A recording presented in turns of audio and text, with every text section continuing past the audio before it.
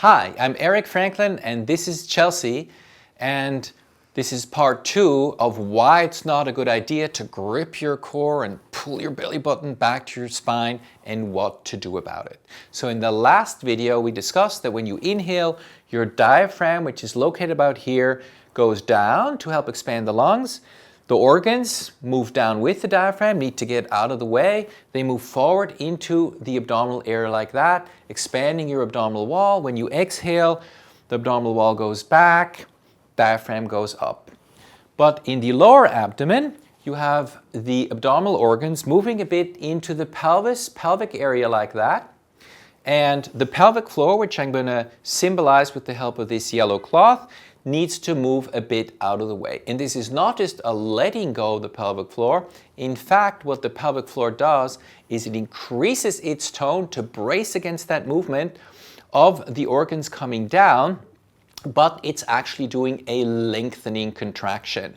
So it's moving down, it's doing a lengthening contraction, it's increasing its tone, and that's a very natural thing to do. So let's practice that for a moment. We're going to put one hand down here to just model the movement of the pelvic floor. As we inhale, pelvic floor goes down, pelvic floor up. As we exhale, pelvic floor is going down. And it's not a letting go, it's actually increasing its tone, doing a lengthening contraction. There we go. That's the natural, healthy function in breathing.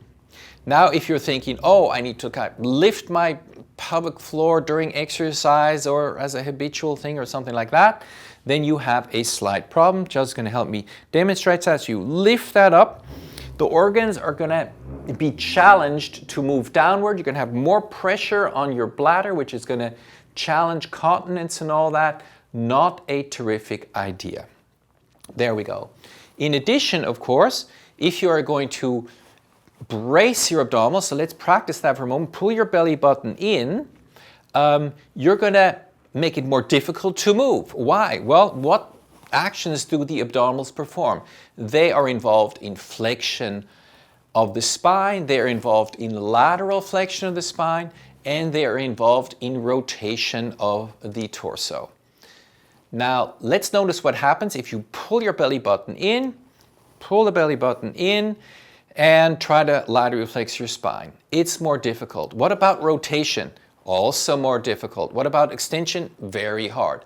Is it a good idea to just focus on the idea of core stabilization and throw out your ability to move? Not good. Your body needs to stabilize, move, and breathe all at the same time, both in exercise and in daily life. So now we're going to practice that with our hands, modeling the movement of the diaphragm and the pelvic floor. So here we are. When you inhale, the diaphragm goes down, and so does the pelvic floor. And as I said, that's not a letting go. It's an eccentric contraction. Pelvic floor is actually increasing its tone. It is supporting the organs, but it's moving out of the way to allow for breathing. So inhalation, diaphragm, and pelvic floor down. And now let's see if we can keep that natural action going as we move.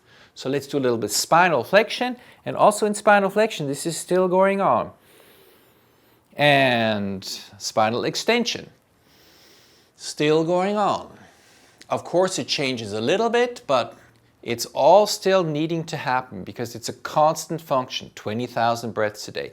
Let's do some lateral flexion and see if we can keep that going. Very interesting experience to focus on diaphragm and pelvic floor as you do these lateral flexions.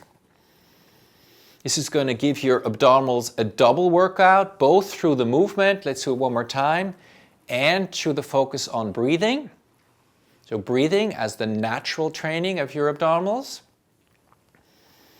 And now let's do a bit of rotation. Let's do a nice rotation to the right and keep this movement going. Inhale, exhale, and to the left.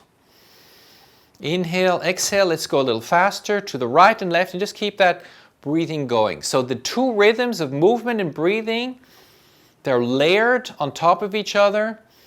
So you can go slower and faster, and the two actions are happening at your own speed. There we go.